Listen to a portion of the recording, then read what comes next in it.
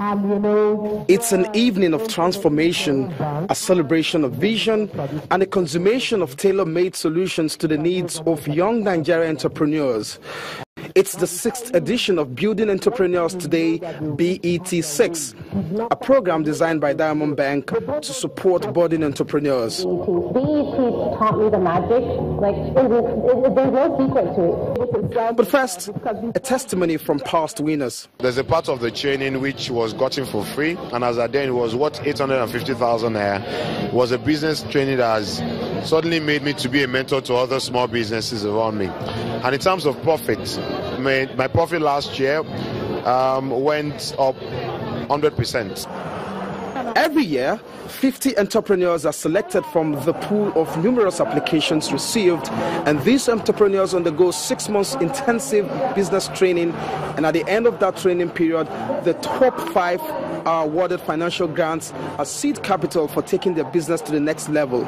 They get 3 million naira each. Because of the difficulty in electricity we have in Nigeria, I had to come up with something that could save babies from jaundice regardless of electricity, and to save lives faster. This technology requires bringing in all the way from China, but with the help with these phones, we are going to be bringing in the machine, and we are going to be producing right here in Nigeria. The bank is so proud how far the initiative has grown. For us, Diamond Bank, we're a retail-driven business. We think retail is the future. We think small businesses are a very important fundamental piece of the Nigerian economy. In most developed economies, you find that small businesses are a major part of GDP. They're also the biggest employer of labor. So the more successful small businesses you are, the more people that can be employed. And Nigeria is a country where I think we have one of the largest entrepreneurs in Africa and indeed the world. And so beyond financial, beyond access to finance, we know that access to markets and access to advisory services is very key for them to succeed, and that's what we're doing. This year's edition has been streamlined to 3 key sectors: education, healthcare, and agriculture. Olu Phillips, Channels Television News. Hayat Kemia, a leading manufacturer of consumer goods in hygiene and home care categories, today launched its multi-million-dollar factory in Agbara, Ogun State, southwest Nigeria. Take a look. This is Hayat Kemiat, a multi-million-dollar ultra-modern factory newly built in Agbara, Ogun State.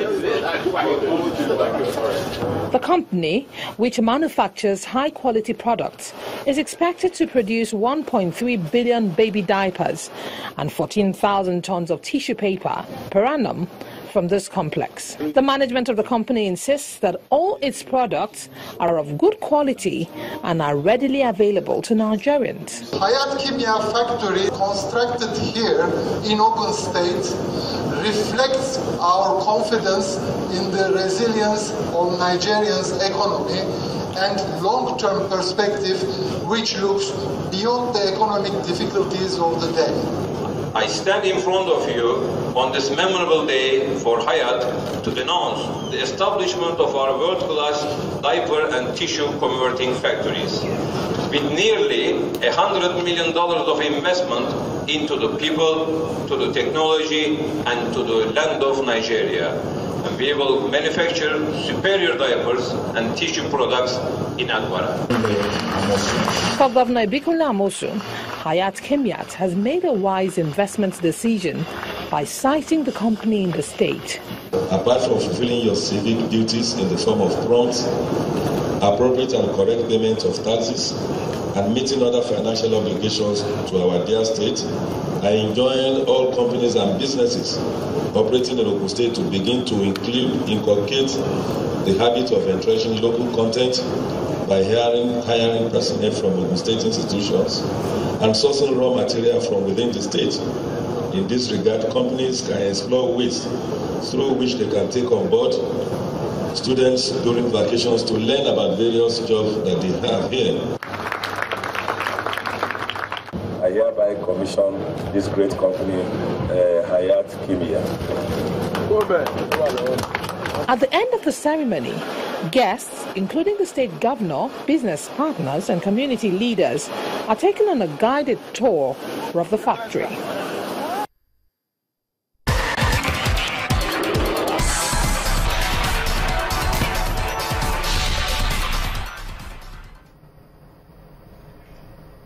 Welcome to Sports News. I'm Barong Tony Uranta.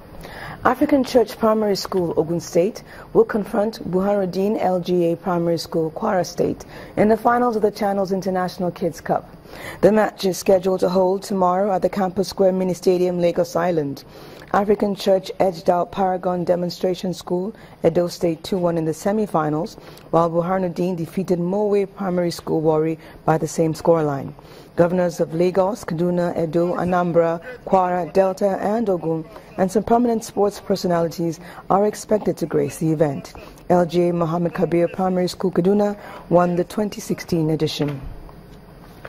And elsewhere, Chelsea will take on Arsenal in the final of the English FA Cup at Wembley tomorrow in what is an important game for both sides.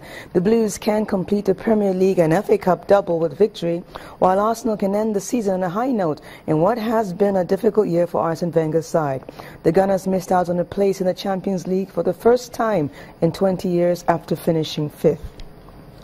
Sevilla has reached an agreement in principle to release Jorge Sampaoli from his contract to become the new Argentina coach.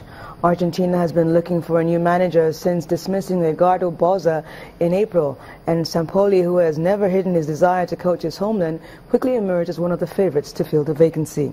Senior delegates from the Argentinian Football Association traveled to Spain to speak with Sevilla, and after the meeting, the Spanish club confirmed a deal was in place. Tennis now, and defending champion Novak Djokovic and Rafael Nadal have been drawn to face each other in a blockbuster French Open semi-final.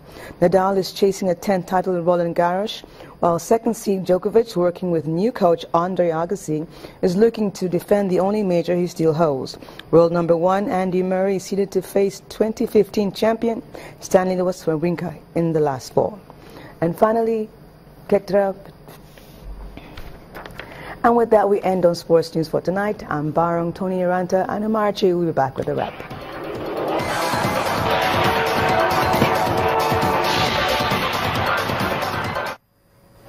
23 people have been killed after gunmen opened fire on a bus carrying Coptic Christians in central Egypt. The Coptics had been traveling from Minya province to the monastery of St. Samuel the Confessor when a gang of 8 to 10 gunmen wearing military uniforms opened fire on them. No one has claimed responsibility for the attack, but thoughts are the Islamic State, which has carried out attacks against Coptic Christians several times in the past, is said to likely be the perpetrator. And the main news again. The Federal High Court in Abuja and the Department of State Services today disagreed over the amount of money found in the house of Justice Sylvester Nguta. The amount counted in the court was found to be less than what the prosecution witness had earlier told the court had been found in the Supreme Court judge's residence in October 2016. Also today, the Economic and Financial Crimes Commission took possession of buildings belonging to the former Goodluck Jonathan campaign organization coordinator, George Turner. Thanks for watching the news at 10 tonight. I am Amarachi Ubani. Good night.